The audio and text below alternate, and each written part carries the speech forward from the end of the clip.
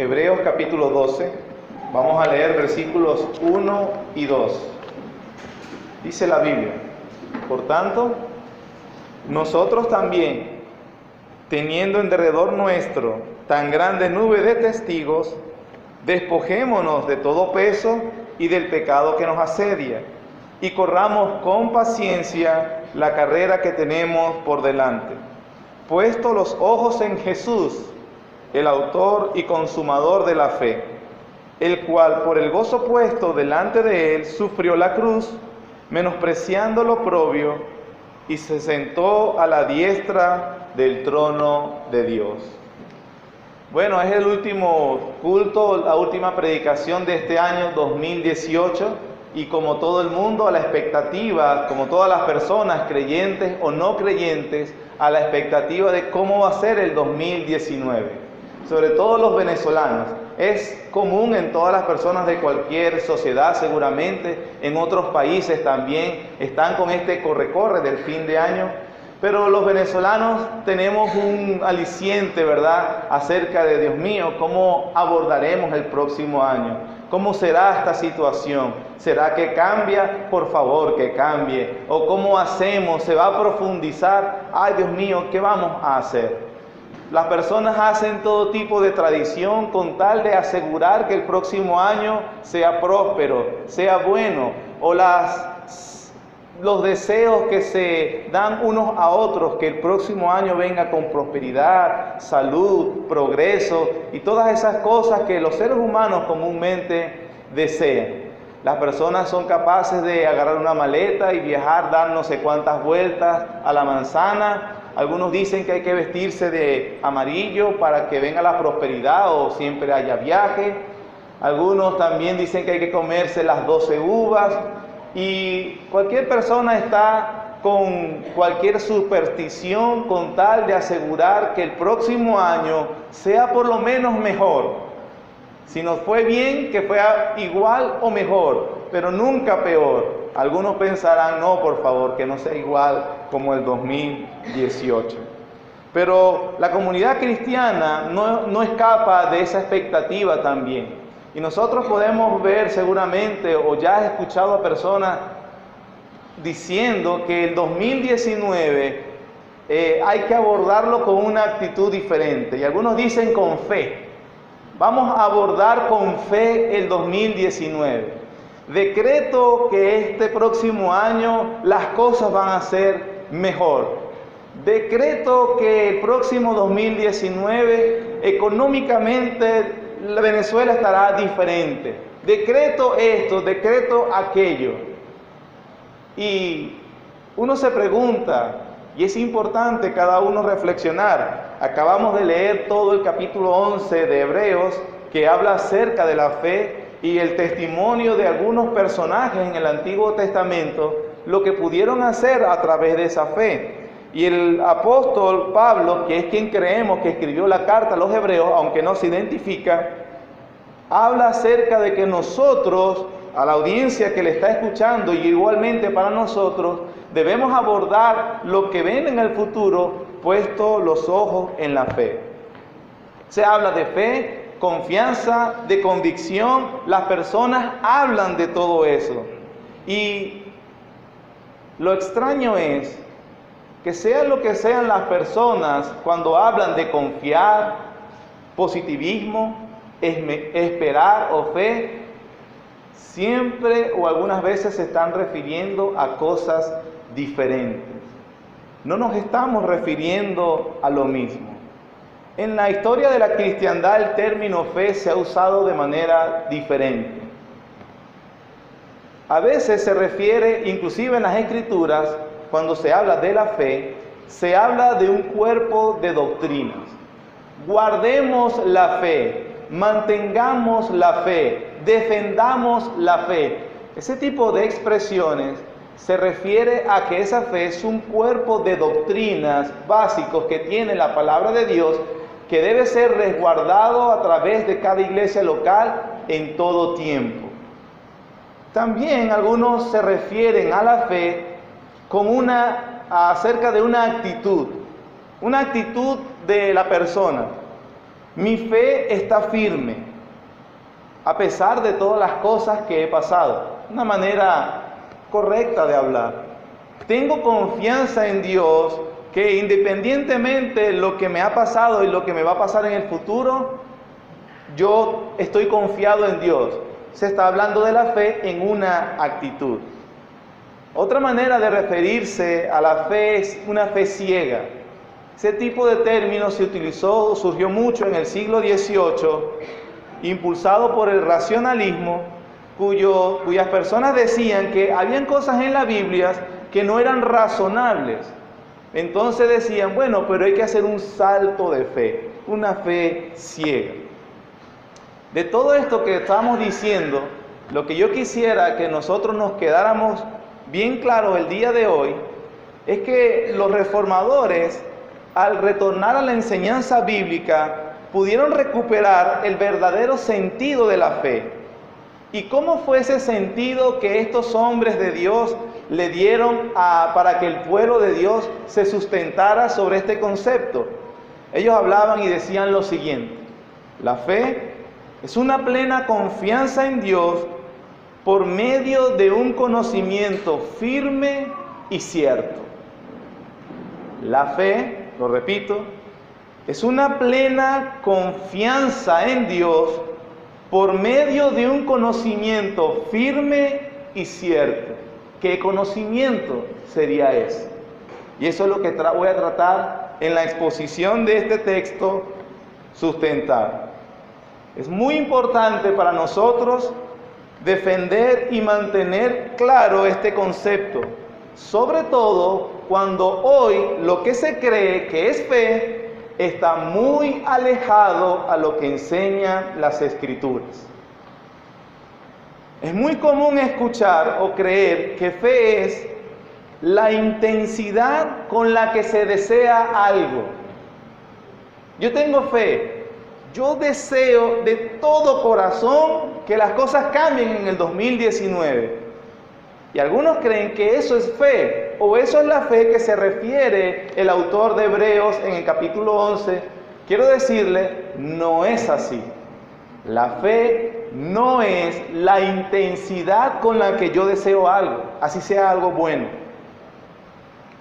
Otros también dicen que la fe es un poder interno que hace que las cosas sucedan. Por eso muchas personas dicen, ¡ay, no diga eso! O dígame.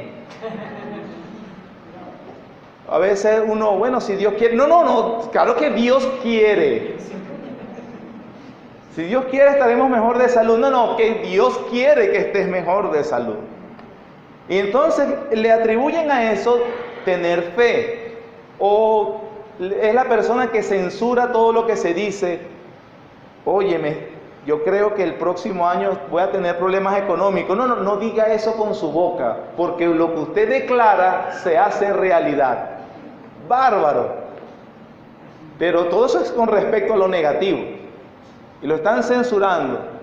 Imagínense, no puede haber una relación sana, sincera de dos cristianos en problemas, porque si el uno cree que si tengo problemas, pero si yo le comparto a mi hermano mis problemas para que él ore por mí, pero si lo pronuncio, entonces voy a decretar eso malo sobre mí.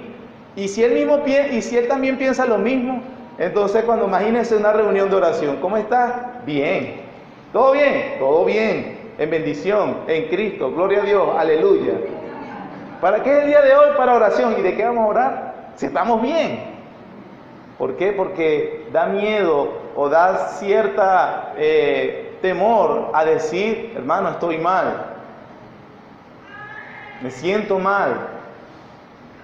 Y a veces, hermano, he estado débil, le confieso mi pecado, ayúdame. Una conversación que debería ser común entre cristianos. Pero en virtud de ese mal concepto de que es el poder de la fe, es el poder interno que hace que las cosas sucedan, las personas creen que deben estar decretando cosas positivas para que sucedan cosas positivas. Otros creen que fe Es la gran confianza que se tiene en Dios para que Él conceda lo que yo le pido. Es que yo tengo mucha fe en Dios que Él puede hacer eso que le estoy pidiendo. Ojo, no estoy diciendo que son cosas malas, negativas, vanidosas. A veces pueden ser cosas legítimas. Más adelante vamos a hablar un poco de eso.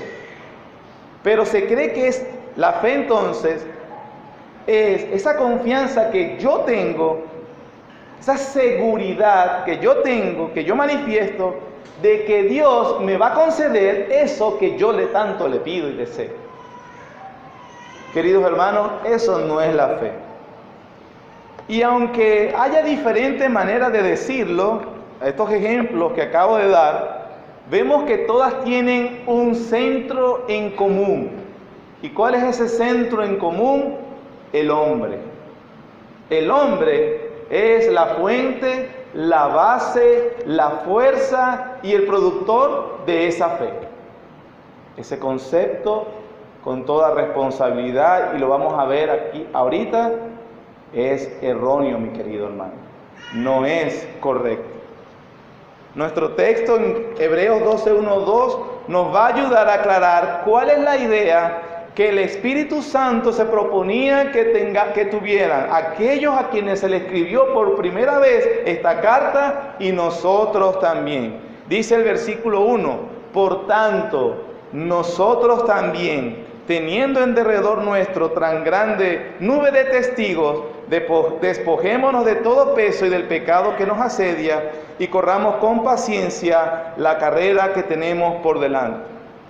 El versículo 1 comienza con ese por tanto, es decir, el autor está llegando, el escritor está llevándonos a una conclusión, nos va a concluir, nos va a decir la idea concluyente de todo lo que viene hablando. En conclusión, por esto, así que, de manera, ese es el hilo del pensamiento que tiene el autor. ¿Y de qué viene hablando el autor para llevar a esta conclusión en el versículo 1 del capítulo 12? Lo leímos hace un ratico, todo el capítulo 11. Todo cristiano o alguien que ha tenido cierto tiempo en el cristianismo sabe de qué habla Hebreos capítulo 11, ¿cierto? Probablemente usted no lo sepa, no se preocupe, se lo voy a informar. Es acerca de la fe. Algunos inclusive le han titulado el Salón de la Fama de los Héroes de la Fe, porque es un capítulo completo donde se describe y da testimonio de algunas cosas que hicieron ciertos hombres en las Escrituras con respecto a la fe. Y en el versículo 1 del capítulo 11 se comienza de lo siguiente: es pues la fe, la certeza de lo que se espera, la convicción de lo que no se ve. Y aquí, queridos hermanos, comienza el desvío de las personas a empezar a definir qué es la fe. Dice el versículo 1: es pues la fe, la certeza de lo que se espera, la convicción de lo que no se ve. Esa frase, la certeza de lo que se espera, no significa la certeza de lo que yo espero. Ese no es el tema del autor. Esa frase no significa que es una certeza del cumplimiento de algún deseo o deleite que yo pueda tener. Ese no es el tema del autor. Un ejemplo es que algunas personas dicen: yo tengo fe que este año me compro mi carro. Entonces, la certeza de lo que se espera, yo tengo certeza de que yo espero este año comprarme el carro. Esa es la fe que me dice Hebreos 11:1. No es así. No es: yo tengo fe que este año arreglo mi casa, o yo tengo fe que este año me caso. Hermanos, el tema del autor no tiene nada que ver con un deseo que brota del corazón humano. No tiene que ver con nada que brota del deseo humano. Tampoco se refiere a esas cosas legítimas. Tengo fe que el impío de mi marido será transformado este año. Eso es legítimo desearlo y pensarlo. No le diga así. Tengo fe que no tendré tantas adversidades. Tengo fe que mejorará la salud. ¿Es malo desear la salud, hermano?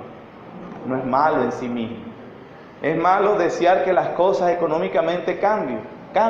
No, no es malo, hermano, desear que las cosas cambien. ¿Es malo desear que el impío de mi marido se transforme? No, eso es bueno desearlo.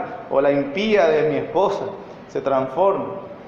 Eso es bueno desearlo. Pero eso no es lo que se refiere el versículo 1, la certeza de lo que se espera. ¿A qué se refiere entonces?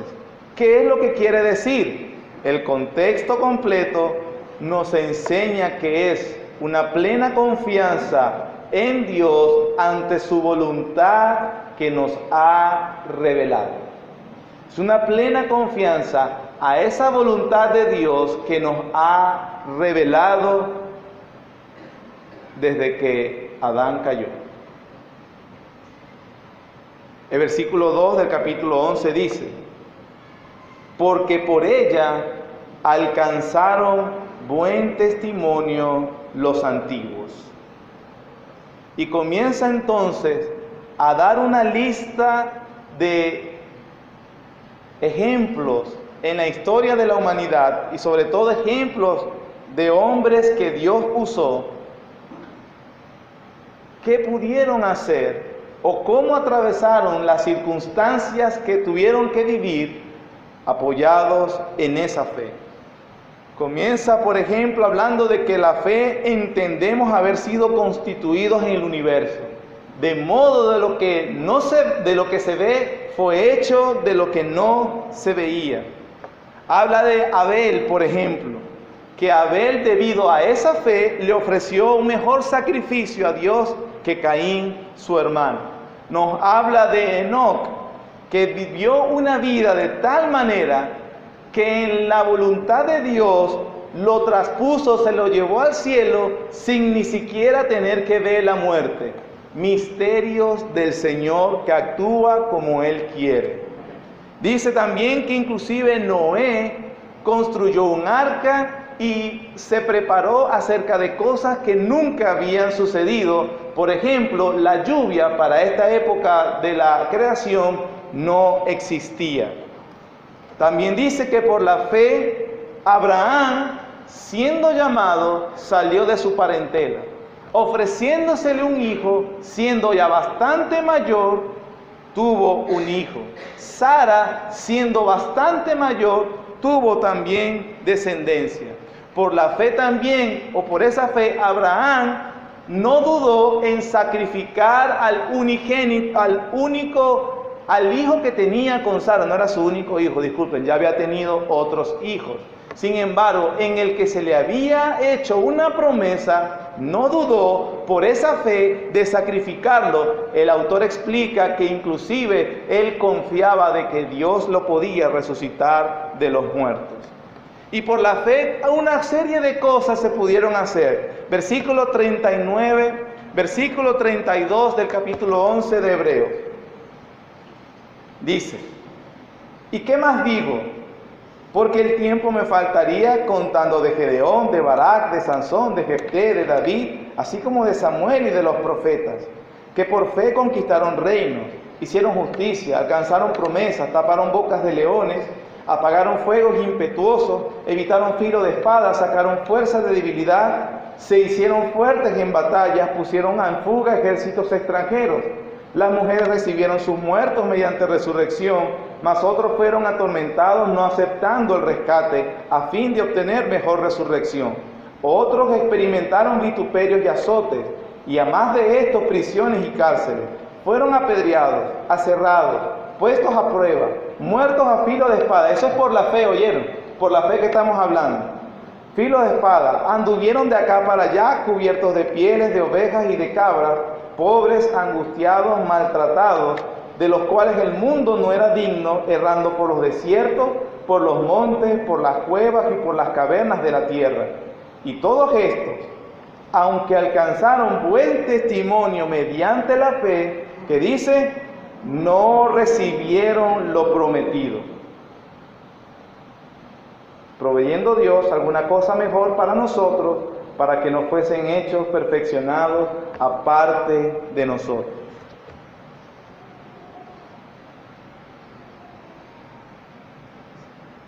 Esa última frase debe extrañarnos después de que uno viene leyendo todo lo que sucedió en el capítulo 11.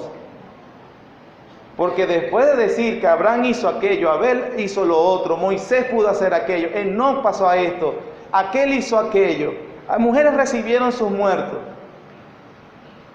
La frase dice, y todos estos, ¿cuál es eso? Lo que acaba de nombrar, no recibieron lo prometido.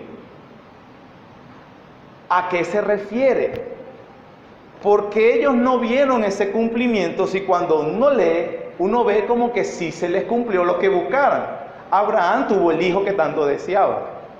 Llegó a Canaán. Moisés sacó a Israel de Egipto y por lo menos vio la tierra prometida y Josué la terminó de entrar. Gedeón fue a la guerra con 300 y ganó la guerra. ¿Por qué? Si cuando uno lee todas esas historias, la apariencia que da es que sí recibieron lo que estaban buscando, pero entonces el autor dice, a pesar de eso, ninguno recibió lo que se les prometió. ¿A qué se refiere esa promesa? Que es aquello prometido que no recibieron en vida. ¿Qué era eso entonces? El autor dice, Cristo Jesús. La fe de la que viene hablando es Cristo Jesús. La fe, por lo menos la que está hablando el autor de Hebreos 11, es una persona. Todas las promesas de Dios se cumplen en Cristo Jesús. Esa es la fe. Como dice 2 Corintios 1:20, porque todas las promesas de Dios son en Él, en Cristo, sí, y en Él, amén. ¿Por qué, hermanos, digo esto? ¿Por qué decimos esto? Porque Abraham pudo haber recibido a un hijo en su vejez y Sara haber dado a luz. Noé pudo haber construido el arca, Moisés pudo haber pasado todo el desierto, todos ellos pudieron haber hecho todo lo que hicieron, pero ninguno de ellos obtuvo lo que todo ser humano necesita. Nada de eso le pudo dar todo lo que un ser humano realmente necesita, la salvación. Y la Biblia dice que Abraham, aunque estaba en Canaán, miraba la fe y lo saludaba. Aunque se puedan ver cumplimiento de algunas cosas en su vida, lo que ellos realmente esperaban era esa promesa mesiánica que les aseguraba la patria celestial. Y el Señor lo cumplió en Jesucristo. Gloria a Dios en las alturas, paz en la tierra, buena voluntad para con los hombres. ¿Cómo debemos abordar el 2019? Con fe. ¿Cómo es eso? Con Cristo Jesús. La certeza de lo que se espera se refiere al cumplimiento de la promesa mesiánica. No es la intensidad con la que se desea algo. La confianza en el cumplimiento de la promesa de Dios en Cristo Jesús no es un poder interno que hace que las cosas sucedan. La fe no es confianza que Dios me dará lo que yo quiero, porque el único soberano es Él. Él da lo que Él quiere. La fe es la plena confianza en Cristo Jesús y su salvación. Es estar seguros de que tendremos lo que esperamos. ¿Y qué esperamos? Vida eterna en Cristo Jesús. Es la plena certeza de aquello que no hemos visto, pero estamos seguros que la recibiremos por el testimonio de las Escrituras, y el testimonio de las Escrituras es verdad. Dios no puede mentir. Entonces, cuando vemos que un cristiano o alguien que dice que tiene esa fe, le ocurre algo malo, una tragedia, una enfermedad, muere, un accidente o llega a la pobreza, ¿qué pasó con la fe? ¿Le sirvió la fe de algo? No era una fe verdadera, como se ofrece en algunos lugares que, mira, ven, yo tengo el poder de sanarte, y a la final si no te sanan, el problema es que tú no tienes fe. Entonces se le carga la conciencia a la persona. O a veces nosotros mismos dudamos cuando ciertas providencias son bastante negativas. Dios mío, ¿qué hice yo para que me castigaras? Te alejaste de mí, ¿por qué me tratas solo en tu ira? No, ¿y qué pasó con la fe? No sirve la fe, no es útil la fe. ¿Para qué entonces voy a tener fe? Porque la fe, hermanos, al cristiano le ayuda a ver la muerte y cualquier circunstancia adversa de manera diferente. Previamente veía la muerte con horror, pero ahora el cristiano percibe que la muerte inclusive le concederá la bendita liberación de todo pecado y dolor, y le abrirá también las puertas al paraíso. El cristiano con la verdadera fe tiene una esperanza viva. Sus aspiraciones se distancian del presente para acercarse a su glorioso futuro. Por la fe obtiene la mirada de una dicha radiante. Esa esperanza nos sostiene y nos fortalece en toda adversidad. La fe, hermanos, no solamente nos ayuda a atravesar la adversidad, nos eleva por encima de la adversidad, porque cualquier cosa que pueda suceder en este mundo no nos puede separar del amor de Dios que es en Cristo Jesús. Nuestra unión con Cristo es tan fuerte que ni siquiera la muerte nos puede separar de Él. Y esa es la fe, Cristo Jesús. En contraste a eso, las personas que piensan que le falta fe para generar que las cosas le empiecen a suceder, están pensando en las cenizas y descuidando la gloria de Dios. Asustado, temeroso de que Dios de alguna manera se va a olvidar si yo no le doy la cuota de fe que Él necesita, como un tragamonedas, que yo no le doy lo que, o yo compro la blasfemia que se le da a Dios al decirle a una persona que pague cierta cantidad de dinero, que haga cierta cantidad de sacrificio para que Dios le dé algún milagro. Dios nos dio el más grande de todos los milagros, a su Hijo Jesucristo, muriendo en la cruz para perdonar todos nuestros pecados. Él no necesita demostrar más nada. Entonces, cuando vemos que en el versículo 1 del capítulo 12, el escritor comienza con un por tanto, es una exhortación que nos hace para que vivamos una vida plenamente confiada en Dios, como el testimonio de todos aquellos que Él ha nombrado, que vivieron en el Antiguo Testamento y que no vieron cumplida la promesa que se les había hecho.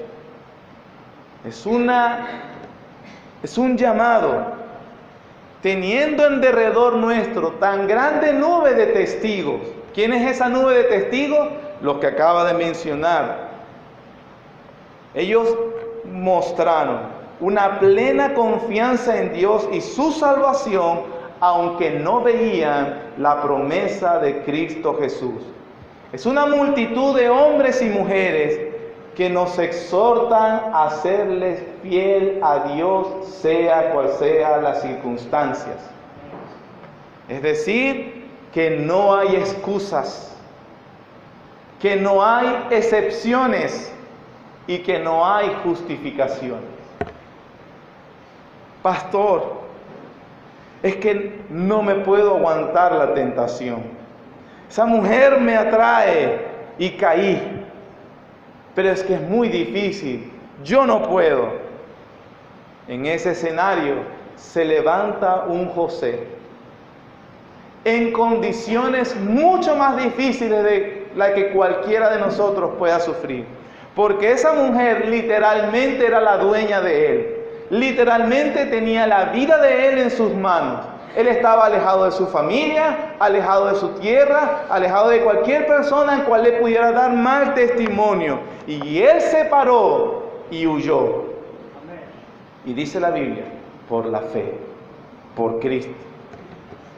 Pastor, es que después de esa caída yo no me he podido levantar. Siento una barrera entre Dios y yo. De ahí, de ese escenario, se levanta un David y nos enseña que podemos levantarnos aunque tengamos las más estrepitosas de las caídas, y poder citar con él el Salmo 51. Ten piedad de mí, oh Dios, ten piedad de mí. Pastor, es que soy muy mayor ya el loro viejo no aprende a hablar, soy muy viejo para cambiar las cosas. De ahí se levanta un Caleb que le dijo, tan fuerte era hace 40 años, aún tengo la misma fuerza y la misma confianza en Dios para hacer lo que me corresponde. De ahí se levanta un Abraham que, siendo el tiempo ya pasado para poder procrear, tuvo un hijo. Pastor, es que no soy bueno para expresarme, soy muy tímido. De ahí se levanta Moisés el tartamudo y nos enseña que a través de la fe podemos hacer lo que Dios quiere que hagamos. Soy muy joven, se levanta un Timoteo. Soy una mujer sola, y se levanta una Febe, una Lidia, mujeres solas, pero que Pablo dijo, mis colaboradoras, ellas sirven a los santos en el Evangelio de Dios. Por la fe, por Cristo, por esa promesa que no vieron su cumplimiento, tuvieron las fuerzas necesarias para atravesar cualquier circunstancia de la cual cada uno de ellos vivió. Y esa misma fe es la que hoy se nos predica. Cristo Jesús. ¿Cómo afrontamos el 2019? Por la fe. Y sea lo que sea que tenga el 2019, se puede afrontar. Sigue diciendo el autor, despojémonos, teniendo en derredor nuestro tan grande nube de testigos, hombres que le fueron leales a Dios, solo por la fe, independientemente de sus circunstancias. Dice, despojémonos de todo peso y del pecado que nos asedia. Corramos con paciencia la carrera que tenemos por delante. Es una metáfora sencilla, una metáfora del deporte. Que una persona, o como los vemos, a esos atletas que van en una carrera de 100 metros, no pueden ponerse un saco, una chaqueta, ni unos jeans. Obviamente usan ropa apropiada para la ocasión, lo más ligero posible, con los zapatos los más adecuados posibles. Hay muchas cosas que realmente en nuestra vida cristiana nos hacen un peso. El nuevo nacimiento nos da el sentimiento de ser extranjeros y peregrinos. Y cuando ignoramos y pretendemos echar raíces en este mundo, nos agregamos ese peso. Nos agregamos ese peso cuando pretendemos ser como el mundo, caerles bien, serles de agrado en todo momento. Ojo, siempre he dicho y lo repito, no es que nos esforcemos por caerle mal a los incrédulos, pero el Evangelio de por sí cae mal.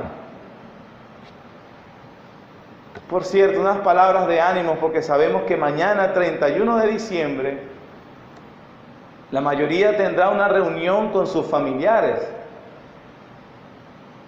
Algunos de nosotros, la mayoría de sus familiares no son creyentes.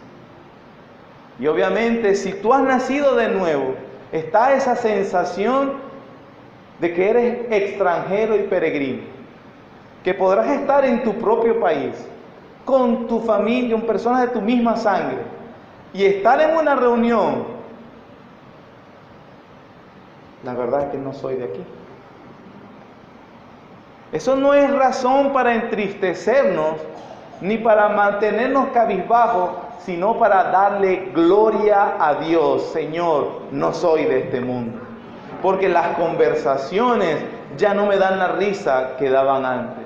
Porque a veces las idioteces que se dicen en este tipo de círculos, por el tío, el papá impertinente, borracho, o aquella tía, prima, o aquel familiar vecino que se pone con su impertinencia y ufanarse de cuánta tontería hace y hasta mentiras que dicen. Ahí entonces nosotros nos damos cuenta, yo antes me carcajeaba.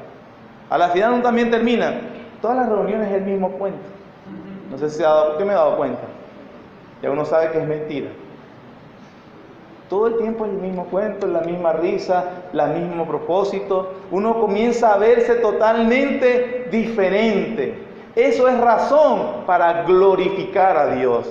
Eso es razón, no para que le pongas mala cara, seamos amables, demos el feliz año, seamos considerados. Si tienes la cena, disfrútala y dale gracias a Dios. Algunos no tienen cena. Pero lo que quiero decir es que esa sensación de alienación que uno siente con aquellos que son del mundo es una evidencia irrefutable de que eres de Cristo. Por lo tanto, más allá de sentirnos solos, o de sentirnos tristes, o de sentirnos aburridos, es una motivación para celebrar. Señor, no soy de este mundo. Como el Señor dice, no somos del mundo. Si el mundo os aborrece, sabed que a mí me ha aborrecido.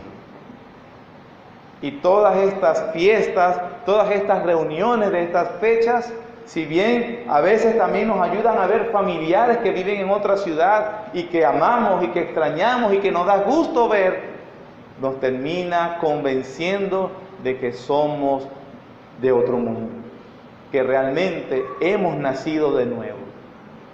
Hasta el día o el momento que el Señor nos permita reunirnos con aquellos que han recibido una fe tan preciosa como la nuestra, nuestros hermanos en Cristo. Despojémonos de todo peso y del pecado que nos asedia. El pecado que nos asedia.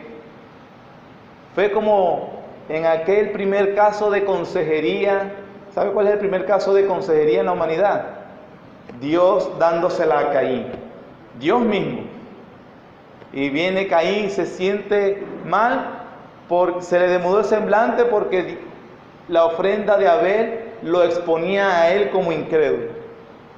Y el Señor le dijo así, en Génesis 4, 6, 7. Entonces Jehová dijo a Caín, ¿por qué te has ensañado y por qué ha decaído tu semblante? Si hicieres bien, no serás enaltecido, es decir, no andarás con la frente en alto. Y si no hicieres bien, el pecado está a la puerta. Es decir, el pecado te está asediando, el pecado te está acechando. Como vemos a un depredador escondido, camuflajeándose para ver el descuido de su presa, para saltar en la yugular de él, para acabarlo de un solo mordisco. La Biblia dice que hay un pecado que está al acecho, asediándonos, esperando que alguno de nosotros se descuide. Pero Dios le dice a Caín, y es lo mismo con nosotros, con todo eso, a ti será su deseo, y tú te enseñorearás de él si estás pendiente. El pecado no tiene por qué agarrarte desprevenido. El pecado, hermanos, y es triste que algunas personas llamándose cristianas, teniendo y llevando el buen nombre de Cristo, dando una imagen muy pobre de Dios, de su santidad y de su pueblo. Es mejor que nunca se hubiesen llamado cristianos. Luego el escritor dice, ¿cómo esa carrera? Corramos con paciencia, como los maratones, 42 kilómetros. No puedes arrancar a toda velocidad. El maratonista, el que sabe de esta disciplina, sabe que hay que tener paciencia, hay que reservar fuerzas, hay que tener algo planificado. Es un llamado a la santificación. Corramos con paciencia. Es un llamado a que la vida cristiana es con esfuerzo, conscientes, bien provisionados, con resolución, bien planificado, porque la vida es un largo trecho. Le voy a decir una profecía. El 2019 va a ser largo. Va a tener 12 meses y 365 días. ¿Cómo lo afrontamos, hermano? Con la fe y con paciencia, despojándonos de todo peso, hermano, del pecado que nos asedia. Cierto, cualquiera de nosotros pudiera estar pensando en todos los obstáculos, problemas, malas decisiones que hemos tomado en este año. Entiende que por la misericordia de Dios estás acá y a punto, ¿verdad? Estás ya amanece el nuevo año. Que si el Señor por su misericordia te permite tener, vas a seguir viviendo de las cosas que hoy te avergüenzas. Vas a seguir prestando atención a las cosas que te distraían de una obediencia más fiel. Vas a seguir en la ignorancia de la palabra de Dios.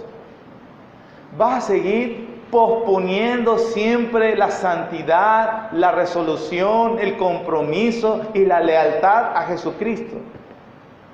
Vas a seguir en una vida que, si eres sincero contigo mismo y con Dios, es de un desempeño menos que mediocre.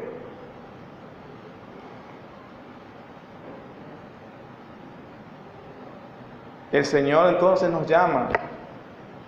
Lo puedes afrontar con fe, pero con fe como la hemos descrito, la del Señor Jesucristo, y vivir una mejor vida, hermano.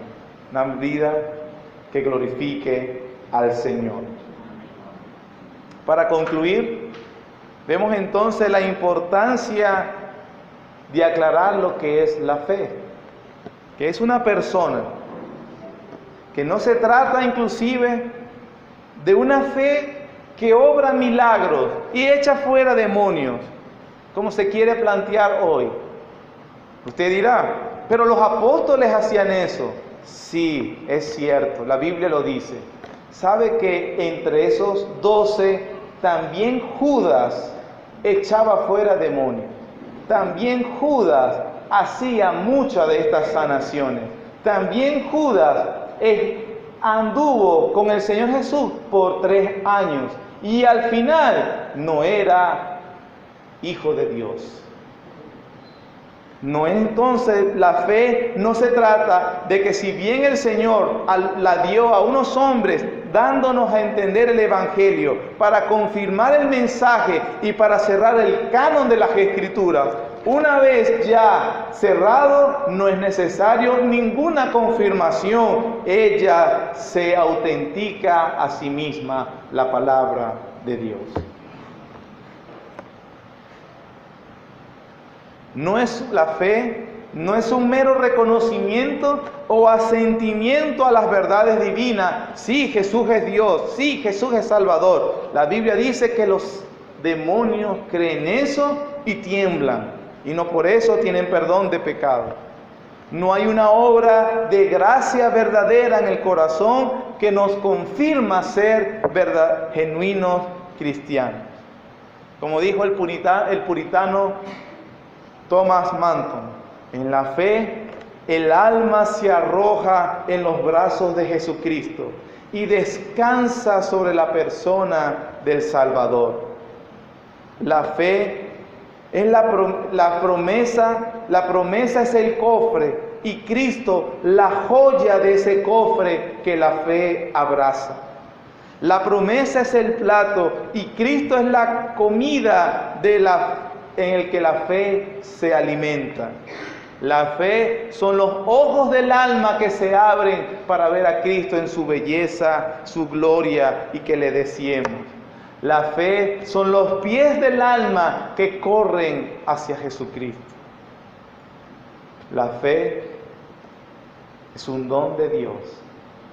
Es una perla que se cuelga solo en sus elegidos.